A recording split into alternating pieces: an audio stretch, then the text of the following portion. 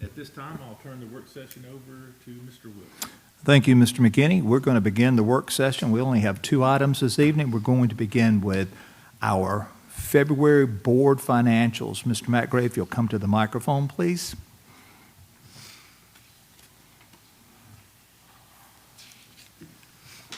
Thank you, Mr. Wilkes. So we will be looking at February today. We have kind of ended the ad valorem season into early spring and into summer. So February revenues were right at 1 million, a little over 1 million, bringing year-to-dates to 14.3. This time of year, we're looking to be somewhere between 40 and 45% of budget, so we're in line with where we need to be there. Expenditures totaled 1.9 million, with bringing the year-to-date to 9.8 or 34% of budget. That looks low. That's really just due to capital, really, at this point. So it has plenty of time to catch up before the end of the year. But those main buckets, operating buckets there, are in really good shape.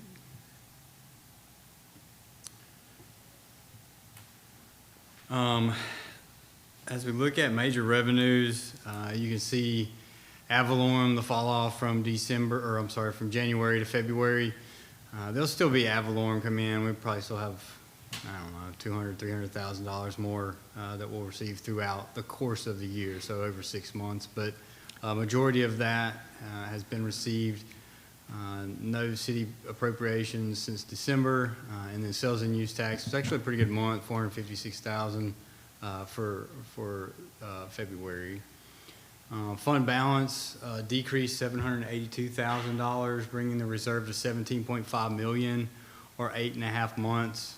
Just for comparative purposes, this time last year we were just under 7 months, and our monthly expenses were 1.9 million. So you got to kind of look at both sides of months on hand and monthly expenditures to really see and compare that to know where we are. So in pretty good shape there. Federal funds, we'll see an increase here coming into this time of year. So really it's time to start requesting reimbursements for our Title I, II, and IV money and IDA funds. So you'll see a little bit of kind of balancing out on the federal side of things. This is just the calculation for months on hand if you really want to be super detailed like me and look at every single bucket there, but basically coming back out to the 8.5 months. This is new. I really want to come up with a way to better illustrate what we used to use those pie graphs for, and kind of simplify really what we're looking at. The 2 top sections, your revenues and expenditures, are the same. We're going to look at those as a percent compared to overall budget. Mr. Wilkes, can you show them the legend there? I probably should have put that at the top, but really what you're looking at is plus and minus percentages to where either our goal is or where we expect to be, based off of budget. So really on the revenue and expenditure side, we're in pretty good shape. Expenditures, you can see instruction support, those expenses offset one another. So I'm not super concerned. I think they'll balance themselves out as the year goes on, but I'll look at them with budget amendment and see if we need to adjust anything there. But really expenses and revenues are in great shape. What's been added here is some key performance indicators, just looking at per pupil expenditures, which is something we talk about at budget time. Are we on track to meet what we said we would when we set budget for the number of students that we have? Average monthly expenditures kind of go hand in hand with that, as well as months in reserve, but we are tracking there as well. Personnel cost is obviously one of those that is a large part of our operating budget, but we want to make sure that it stays where it should, and it is as well, hanging in that 72 to 74% range. And then of course months in reserve. This number is a little bit different. We're at 8.5, but my goal when I look at where we've been in past years and where we should be this year, knowing some of the pluses and minuses that we'll have from the revenue side, would be to try to get to 9.5 months. So that's where I'm really tracking that number too, which is just a number that I feel is a good goal for us based on where we are. Any questions for Mr. Gray? I have one. Have you factored in the possibility of a 2% raise? We have. Is it in that previous? No, it'll be adjusted in May in your budget amendment. Well, so depending on how you write that, typically those happen in October. the next fiscal year. Thank So you, it'll be Matt. 26, 27 school year before It'll that show up in will take FY effect. '27. What percentage of our budget is that number? Because that's one of our largest expenditures. 2%. Yeah, what, Yeah. no, what is the personnel So- package that gets that raise? Total- I'm trying to see how much lower we're going to go from 8.5 months of How will that reserves. impact fund? It's It'll not. have, It's not? it We've shouldn't already done affect the anything this calculations for year. next year. Okay. We've done every employee, every potential employee that we expect. Let me get that to you in writing the first, when we return back from spring break and show you just exactly what that number looks like. And of course, we'll report it out in the board meeting as well, Okay. following up in May. But we're expecting an increase in payroll, and if the board does the 2%, not only will we have to account for that, but we'll also have to account for the PHIP increase, because that's the foundational thing, and we don't get foundation funds. Right. So we've accounted for all that. We're expecting, a couple $100,000 increase. But our budget's in good shape. We can handle that and still continue to put back money in reserve. Okay. For those that may not understand what you're talking about, maybe you can expand a little bit on the 2% that we're talking about and It just PHIP at passed. the state level. Yeah, it's headed to the governor. I don't know that she signed it just yet. The Senate passed it this week. Actually, they had to go back for concurrence between them and the House. So there was a 2% that was passed statewide, and what I plan on bringing to the board in May would be a 2% increase for all employees in the district. So we're kind of getting ahead of ourselves a little bit, Yeah. but that's what's happened at the state level. And, there's some other things that have happened there that'll affect funding next year. All the rest of it's positive, though, as positive as can get for us. Okay. Good. Thank you. All right. In the discussion items tonight, if it so pleases the board, I'd like to go ahead and talk a little bit about the social media policy. This would be a first read, and I just think sometimes better in a work session to be able to openly discuss these things, and you've kind of been able to review the draft, so I look forward to your input, whether it's tonight or some other point in time.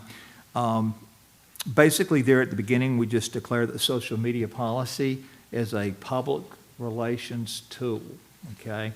And there's really no other intent or purpose to have social media accounts other than just simply keep the public informed.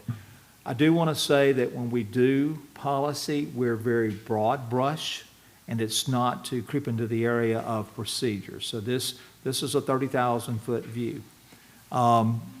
Briefly, when you look at the purpose and the scope, it would apply to all employees, and I think it's probably good that it's applicable to board members as well, and to anyone that contributes to our social media accounts. Of course, that would exclude people cutting, pasting, sharing on their own. But if it comes from our school system, has our name, image, and likeness on it, this policy basically says that's under the board's control, okay? There are some implications in here that we need to probably talk in detail about in regards to personal social media. It's mentioned here in the scope. We'll go into some detail with that in just a moment. When it comes to school-sponsored social media accounts, and I have, for my purposes tonight, made bold areas that I want to emphasize. If there's a school-sponsored account, it's the property of the district, okay? And that goes for auxiliary groups as well, whether it's PALMS or PTO, MAC, and so forth. It still belongs to the school district. It's a whole name, image, and likeness type deal there. And it says further that the district shall maintain an account credentials to ensure that there is some continuity, that there's oversight, and that there's security, and that there will be a designated board employee. Right now, it's our public relations specialist, okay? And we make sure that she has access to all passwords. One of the things you're going to see later on is the fact that for every account, there will be a board employee responsible for that account. And really just prefer that all that information be uploaded by that individual and not be a shared responsibility with community members. We have no recourse if a community member or parent or someone does something that they're not supposed to do on social media, okay? So that's also in the details here. If I go too fast, slow me down and ask questions, okay? This next statement here just basically says in regards to privacy and media use, all the FERPA and privacy acts that we already have in our board policy and our code of conduct is still applicable. That as we share that information out there, if we have kids that's, parents have signed off that they can't be photoed, we'll honor those things. We already do a lot of this, okay?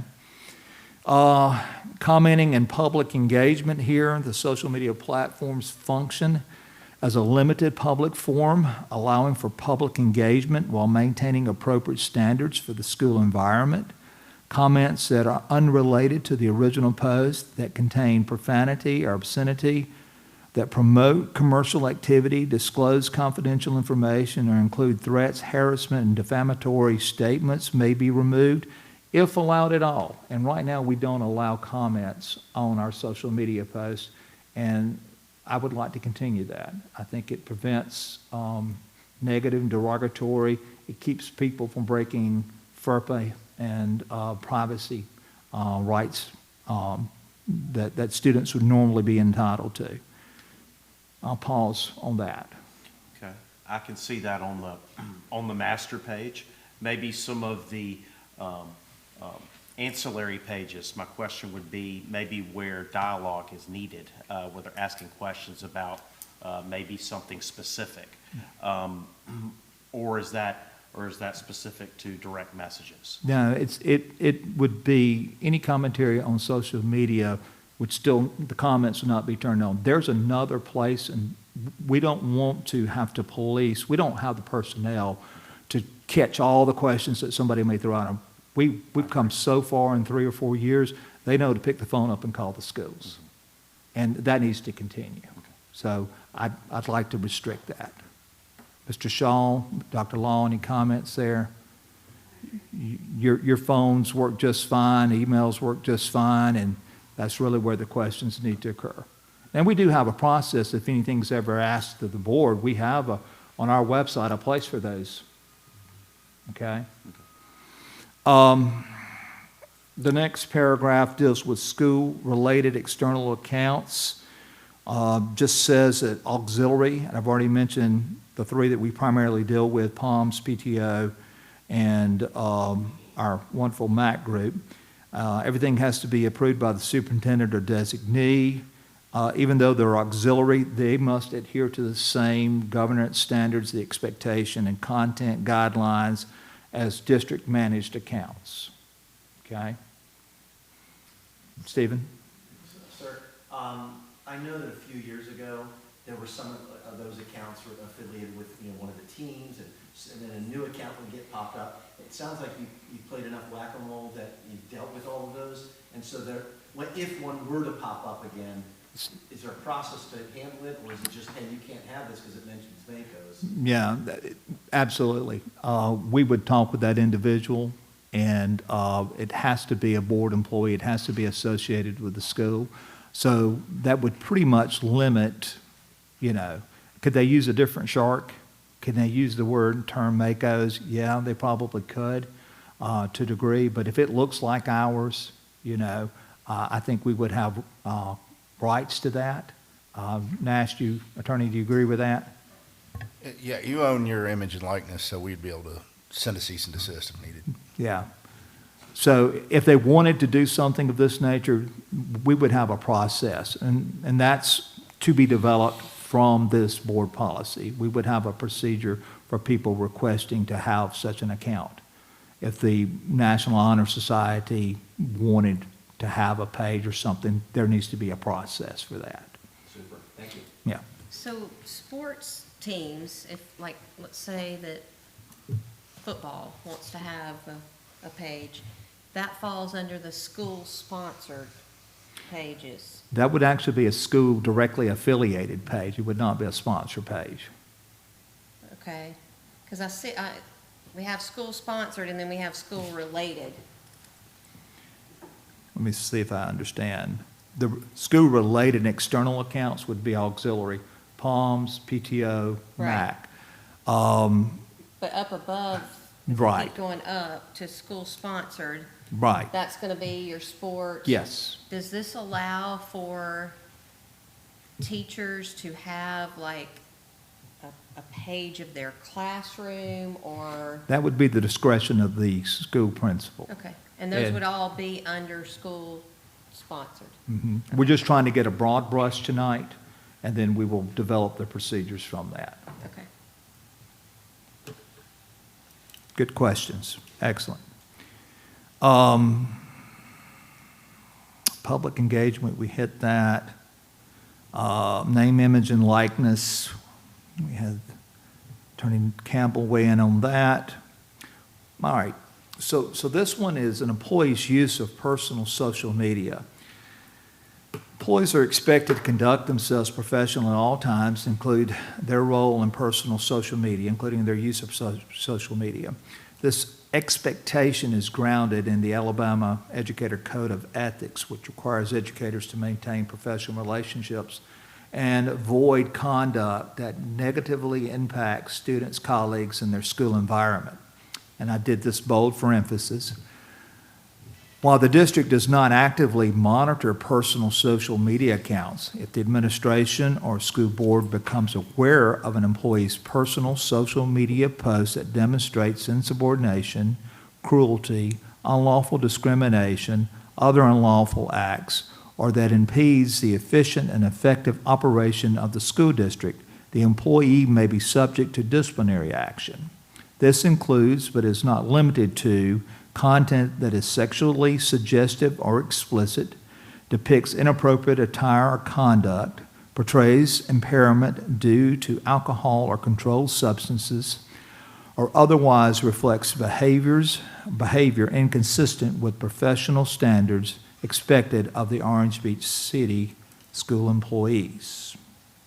I'll pause there. Nash, how does this compare with like other area schools and like what issues have occurred? That's probably moderate compared to some of the other ones I represent. There's one that goes a little bit further. It says, you're a lot more restricted in how you would act, especially if you're speaking about the school in general, but it involves students that actually live on the campus. Is that they're trying to be a better steward to those students in general and trying to be a better example. But some of this is a little bit hard to police because it's difficult to say whether or not you're on your own time and if it's illegal or not. It really is going to have to fall into whether or not policies were violated outside of this specific policy as well. And have a nexus to the school system. Right. If it's disrupted the school day, then I think you've got greater grounds to take action. This is a conglomeration of about 3 different school board policies, what you're looking at tonight. We tried to go and take the best of each one of those. But that, you know, we need to give this some consideration. It sounds firm, but there, as Attorney Campbell's just pointed out, we know legally what we can and cannot do. I think in the least we can have things taken down that might be deemed inappropriate. Like you have the certain administrative codes that handle how teachers are supposed to behave in general, and a lot of this starts to circle around that. And if it's publicly put all over to students, parents, and everything, that's where this could hit the nail on the head. You're going to have a lot of discretion how you use it. Employees must not share confidential student or district information, and they should exercise sound and professional judgment. I'm not sure why it jumped like that. When posting content that could be accessed by students, parents, and the community. Then further down it reads that at discretion, OBCS may discipline an employee for unauthorized commentary, content, or images posted on social media websites on behalf of OBCS that are inappropriate, disparaging, disruptive, defamatory, pornographic, harassing, libels, infringing on copyright, privacy, or create hostile work environment. Additional employees shall not use social media to libel or defame Orange Beach City Schools or the board or students. Should an account be hacked and material presented by someone other than the employee, it will be the employee's responsibility to provide evidence demonstrating that the publication was made by someone who did not have permission to do so. So there's a little more teeth in that paragraph.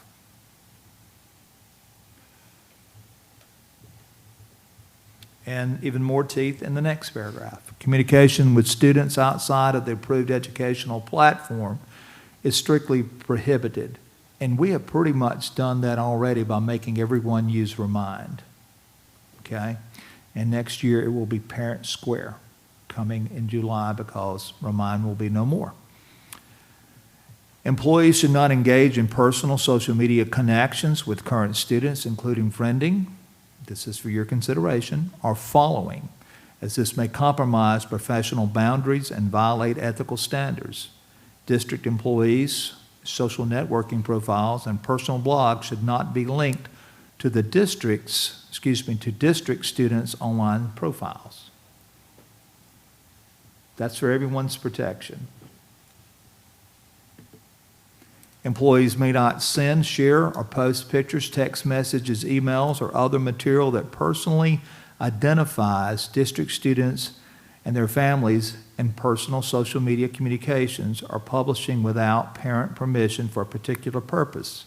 Employees may not use those images, the emails, and student exemplars and product work, or other personal identifiable student information for personal gain or profit. And that's really probably covered in another board policy that we don't do anything outside of the realm of schools for personal gain or for profit. Okay, so I have like a question about that, about not posting, let's just say, pictures and whatnot. Just say, for example, I have children, and I post a picture of my child and their friend who obviously goes to school here. Where does that fall into this? So I remember at one point when we were handing out the handbooks yearly, we had a disclaimer saying whether or not parents wanted to have their images of their kids used on our websites. We still doing that? Yes, absolutely. It's part of the code of conduct every year. So that would cover that issue. That's a permission given situation. I mean, what you're asking me specifically though is you as a board member wanting Well, I to do mean, that. that's it, whether it's me or, you know, anyone sitting out there or whatnot, you're taking pictures of your kid rounding third base on Little League or something, and obviously there's identifiable features because it says Orange Beach Makos and there's, you know, kids and whatnot. At that point, I would not know, and I will use me, I'm not saying I've done this, but I in this situation represent a whole lot of people. I would not know if all those people have given like consent, like how, I guess when we're also explaining how this plays out, what are real life scenarios and what does that I look think like? it's tough to police Yeah, to begin so, with. well, there's AHSAA rules that say if you're a sport, that's different. You're out in the public at that point. But we're talking more about classroom type situations than Okay. more FERPA. So more related FERPA, issues. okay. I mean, once you're on that ball field, people are taking pictures of you. Okay. That's a lot different. I mean, in Okay. most of the sports, you have to sign those type of waivers at the beginning. And to go back to the friending and following, so if I ever have, I mean, I did this when I was teaching, if I ever had a student that sent me a friend request or whatever, I would wait until they graduated to be friends with them. But sometimes, you know, you get, okay, is that person a senior or did they graduate last year? I mean, it's possible that I could actually be friends with some people that are students now. And you're That's saying probable. that's, I probably very common for any number of us sitting up here. It's something to consider. And that's why we're having this as a discussion tonight, and you guys are doing a great job discussing it. This is probably as stringent as it can possibly be and still try to maintain that policy, monitor it. Nash, you were going to say? Yeah, and I mean, it's worth possibly thinking about what you want to parry down off of that, because I agree, the friend request, that's tough, but it's what you do with it afterwards, it's the problem. I mean, Right. I mean, The instant messaging. you can ask Matt, a lot of issues that come out of personnel or personnel-related issues is what a teacher might do after the FIN request occurs. So we can probably tweak that language just a little to make it a little bit more clear. Well, It's- in those last two paragraphs, I think it's good that you stuck there for a little bit, because it seems like that's getting outside of the 30,000-foot view and getting down into the nitty-gritty. It is. Well, you've already said somewhere that they can't communicate, so that ought to rule out like the instant messaging stuff, direct messaging Or and the all, private right? messaging and so forth. Well, and if a teacher is asking to be the friend, that's a little different than them saying, Right. hey, I want to be friends with the teacher. Right. And then if you try to communicate DM afterwards, that's different. So, I mean, there might be a more broad way to paint that brush, like, say something along the lines of improper communications via social media. Can you put an ink pen to that as you've heard what the board is saying tonight and make some suggestions for us? Yes, sir. Other thoughts or comments? Yeah, I think it should address how it impacts us with our kids or grandkids. You know, that kind of seems like a different category to me than a student, but they would be a student. And that's why I think if we do like the broad stroke and then have the narrowed down procedures for Mr. Wilkes to be able to use that clarify, obviously, anybody who's friends with your kid is a lot different than I went out to go talk to a 17-year-old that's in my classroom and it got inappropriate. We can narrow that down pretty quick with some terminology and the Okay. procedures. Thank you. Yes, sir. All right. Mr. McKinney, that's all I have as far as work session. Okay, any more questions or comments about the work session? Would you like to have a short break before I start the meeting? I need about 2 or 3 minutes. Yes, we would like to have a short break. Okay. We'll recess. I'll call it back to order in a few minutes. Lily Godwin will come up, who is a senior. Congratulations on that. She'll lead the invocation. Alrighty. Let's bow our heads. Dear Heavenly Father, we thank you for another beautiful day. We thank you for this community and its hands who help us make it an amazing place. We thank you for our leaders who help guide us and make this path a much easier way. As always, thank you for our health and our safety and help us to live in your word. In our gracious name, we pray amen. Amen. Amen. Thank you, Lily. This time, I'd like to call the meeting to order, and we will have the Pledge of Allegiance, and it will be led by Spencer Rayfield, who is a sophomore. Spencer.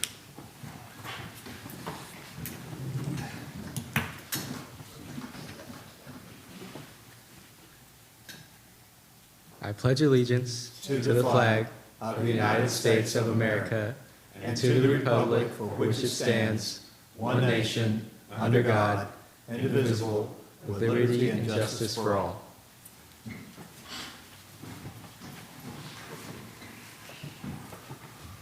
Thank you, Spencer. Roll call, please. Mr. McKinney, Here. Dr. Bauer, Here. Ms. Robinson, Here. Ms. Nix, Here. Mr. Lewis. Here. We have a quorum, and at this time, you had an opportunity to review the agenda that's been posted. The chair would entertain a motion for the approval of the agenda as presented.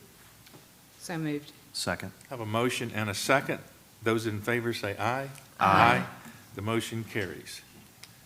The agenda is approved as presented. The previous minutes have been posted. You've had a chance to review those. Do we have any suggestions for changes or modifications to the minutes as posted? If not, I'd entertain a motion for the approval as presented. So moved. Second. I have a motion and a second. Those in favor say aye. Aye. The motion carries. Any guest?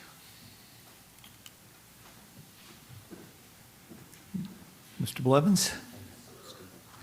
I'd like to welcome Matt Howard with us from AEA, Ms. Payne, Misty Payne, and Ms. Jennifer Brownlee, and also Mr. Hart. Misty, welcome. Thank you. Anyone sign up for public comments? No, sir. No one has signed up for public comments. We're down to announcements.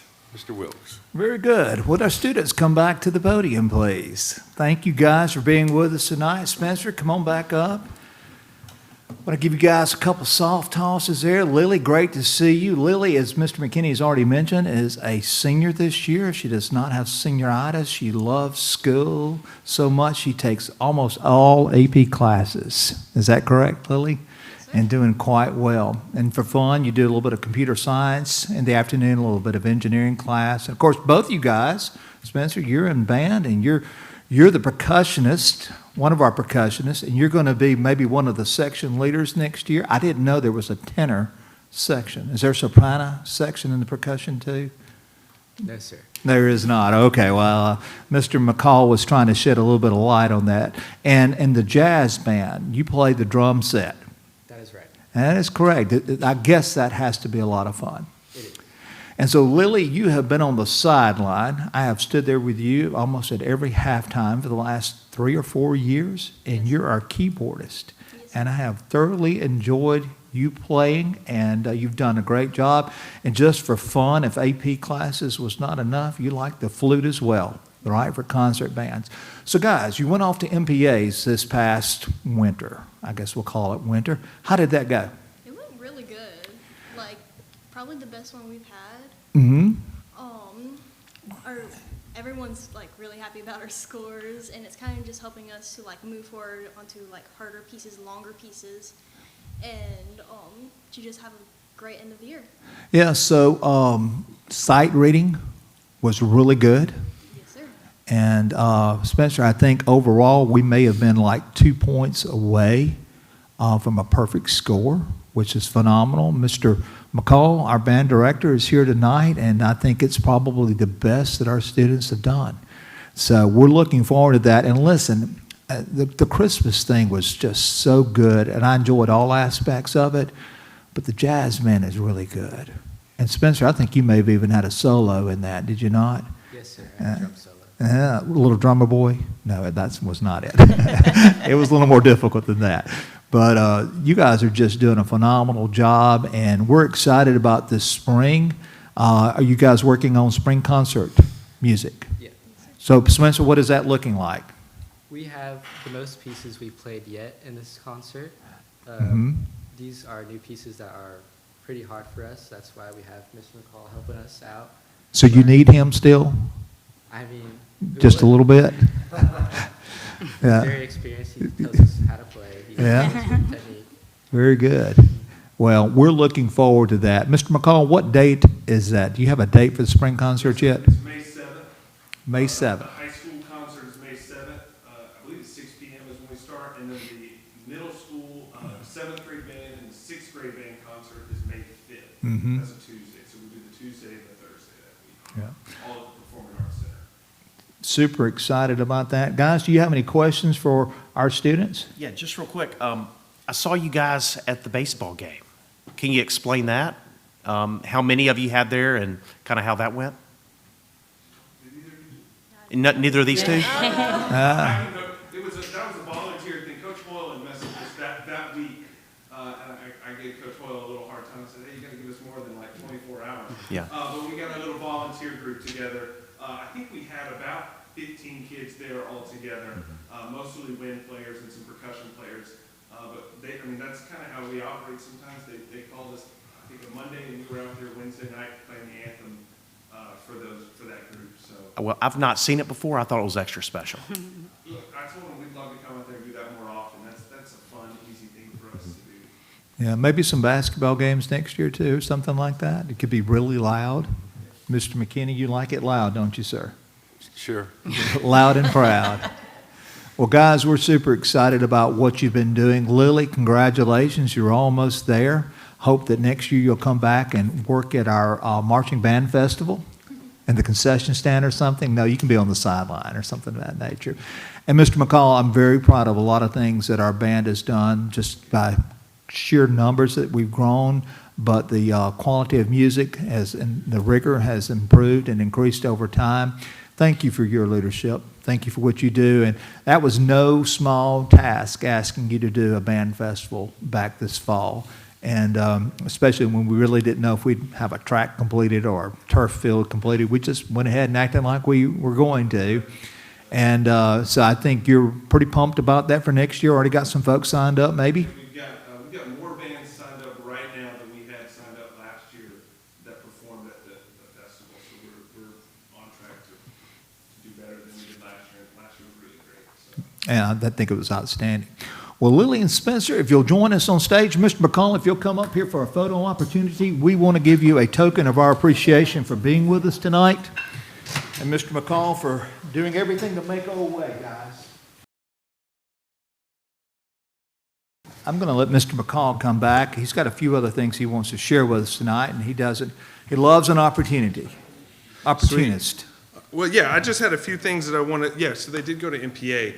So the highest you can get on a score at MPA is a 36. And we got I think we got 2 perfect scores on stage and a perfect score in sight reading. So we were just 1 or 2 points away from a perfect score.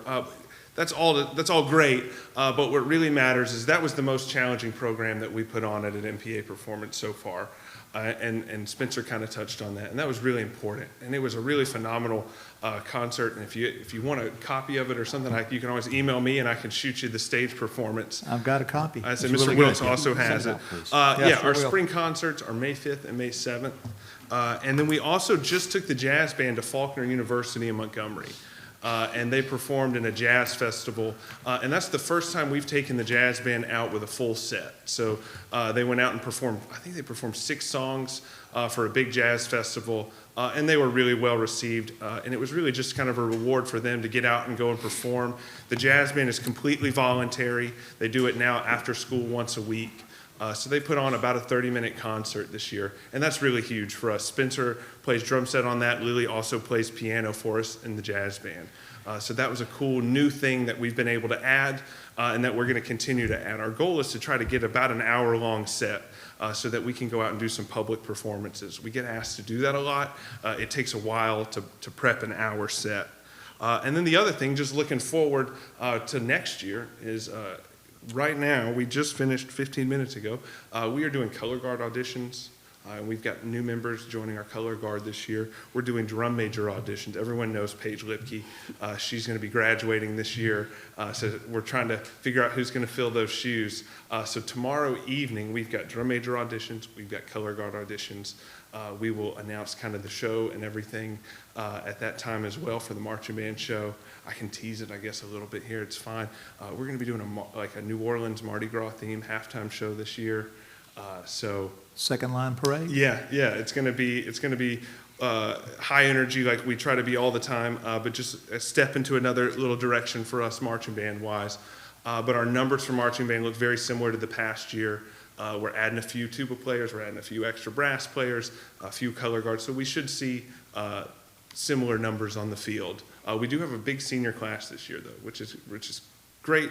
It was easy for us this year, but we're going to be stepping up some new leaders and stuff, so it's been really exciting.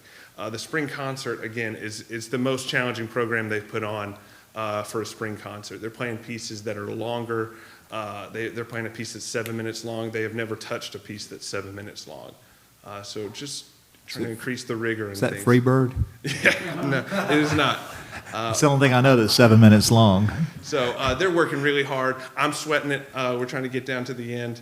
But thank you all for having us. Thank you for I love to get up here and pump them up a little bit. So thank you all. Doing a great job, and the kids are just responding phenomenally.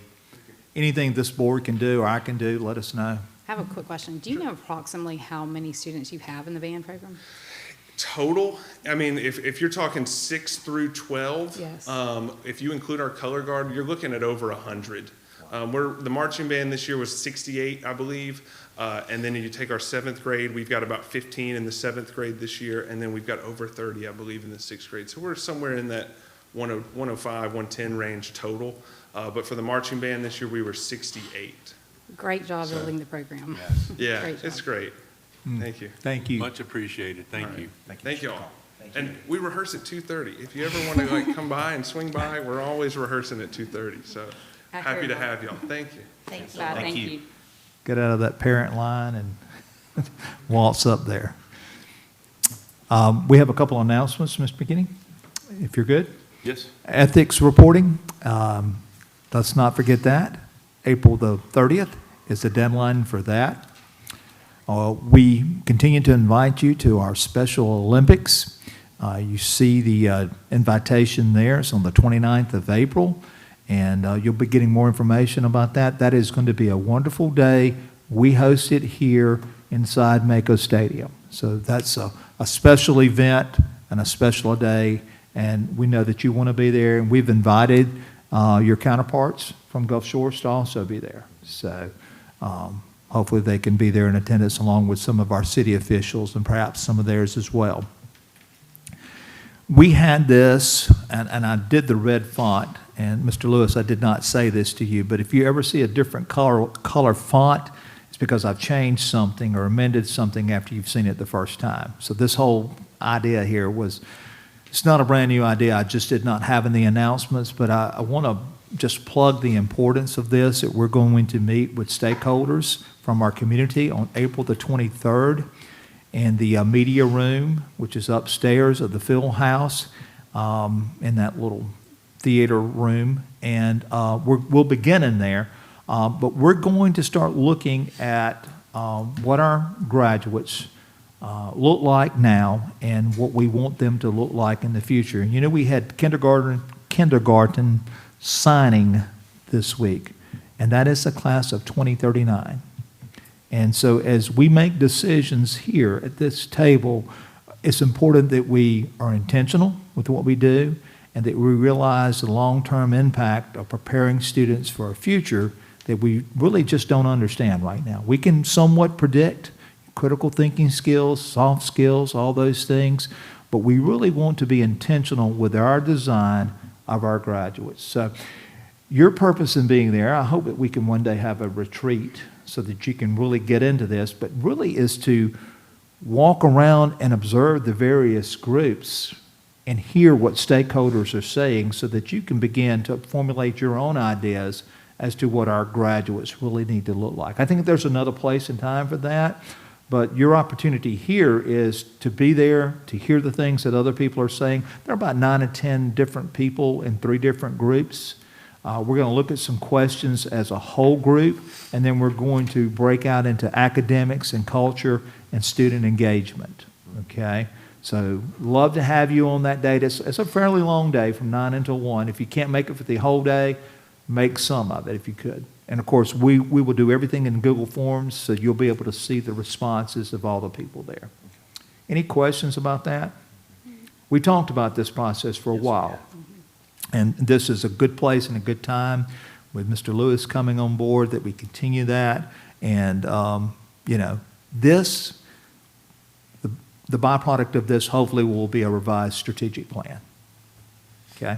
That's where we're headed with it. All these things work together. It could affect your budgets. It could affect capital plans. This is the next necessary step. Any questions about Graduate by Design?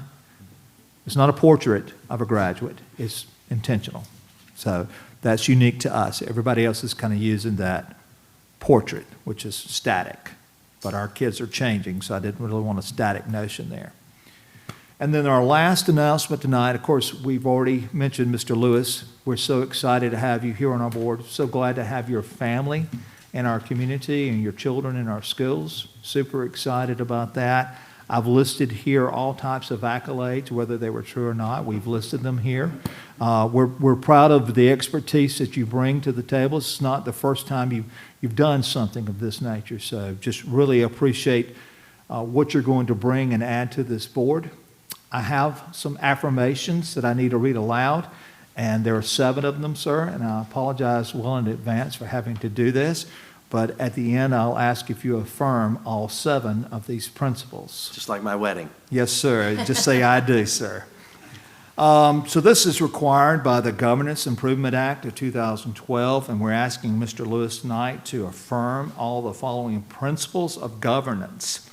That each decision, action, and vote that you take as a member of the school board be based solely on the needs and interests of students or the system. It will, I do. That I will make no decision, no action, or vote to serve or promote my personal, political, or pecuniary interest. I will do that. That each decision, action, or vote that you take may be based upon the educational interest of the school system as a whole. It will. That you will consider the views of all members of the board and the superintendent before making a decision or taking an action on any measure or proposed before the board. I will. That should have been proposal. Number 5, that except to the extent otherwise provided by law, that you will take no formal action but only upon the written recommendation of and the consultation with the superintendent, and that you will not individually or jointly attempt to direct or corrupt the operations of the school system in a manner inconsistent with discharge of statutory functions and the responsibilities of the superintendent. I did not write this one, okay? I will and I won't, as stated. I didn't write that one. Nash can attest to that at some later date and time. Number 6, that you shall actively promote public support of the school system and a sound statewide system of public education, and shall endorse the ideas, the initiatives, and programs that are designed to improve the quality of public education for all students. I will. And lastly, sir, that you will attend scheduled meetings and actively participate in school system functions and activities and training programs that promote quality boardsmanship unless good cause is shown. I will. Thank you, and welcome aboard, sir. Thanks so much. You want to sign it now? Later. We can do it later.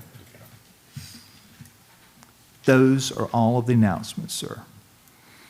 Thank you. All right, let's move to the action items and start with Personnel 1.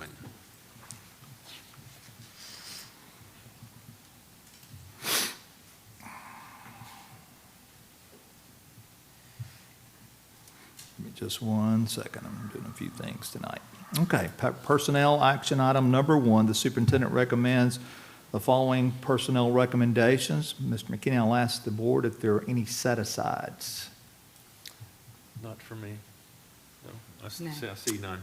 So the consideration tonight is for the retirement of certified employees for the 25-26 school year, for the resignation of certified employees for the 25-26 school year, their employment recommendation of certified employees for the 25-26 school year, and employment recommendation of certified employees for the 26-27 school year.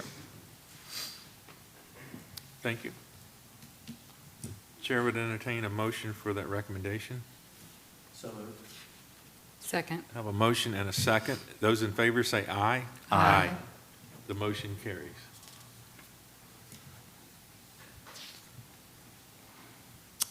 Action item number 2, we've got a personnel contract. The superintendent recommends the board approval of the personnel contract in the link below.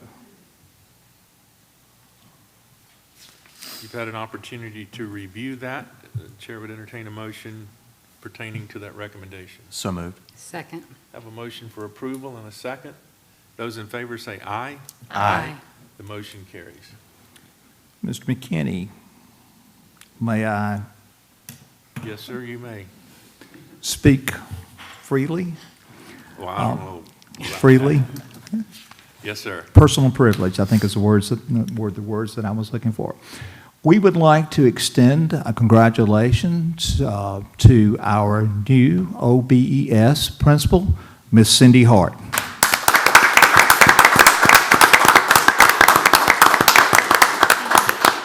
Ms. Hart, congratulations. You've been doing this assistant principal for quite some time, I think maybe a total of almost 10 years or so. You will do tremendous job at Orange Beach Elementary School. Board members, any comments? Yeah, I'll lead it off. Gosh, nearly a decade. I mean, I don't think there's one job at that school that you haven't been a part of. And I don't know a more detail-oriented person and more compassionate. So, gosh, what an exciting day, and what a great person to follow, Mary Catherine. And honestly, I've seen her since way back when we split her with Gulf Shores. So she's been around a while. It truly has been so fun to watch you grow into this role, and just your overall knowledge, presentation, everything. Congratulations. Thank you. Yes, so excited. Thank you. I'm excited about this. Did you? She has a special place in my heart because when I was a substitute, when we first came here, my son was involved in a military training accident and lost one of his best friends. And I had to leave in the middle of teaching, and I was in the office, and she actually just hugged me and loved on me and just assured me everything was going to be okay. And so, I mean, besides running the school, she's also a very caring person, and I'll never forget that. It just meant a lot to me. And I too, just to say a big congratulations. We came to Orange Beach as sort of outsiders and had homeschooled our kids as well. And you and Mary Catherine both have just been so welcoming. Really appreciate everything you both have done, and it's great to see this continuity of leadership. I just think it's an awesome team at that school, at that location, and just a lot of you are just really good players in that teamwork, and you do a great job, and I see it continuing, and it's going to be fun to watch. And I can vouch for her abilities to manage because I also know Rusty. All right, very good. Thank you, guys. All right, action item number 3, we've got a personnel contract, and superintendent recommends the approval of that contract in action item number 3. You've had an opportunity to review that. The chair would entertain a motion for its approval. So moved. Second. I have a motion and a second. Those in favor say aye. Aye. The motion carries.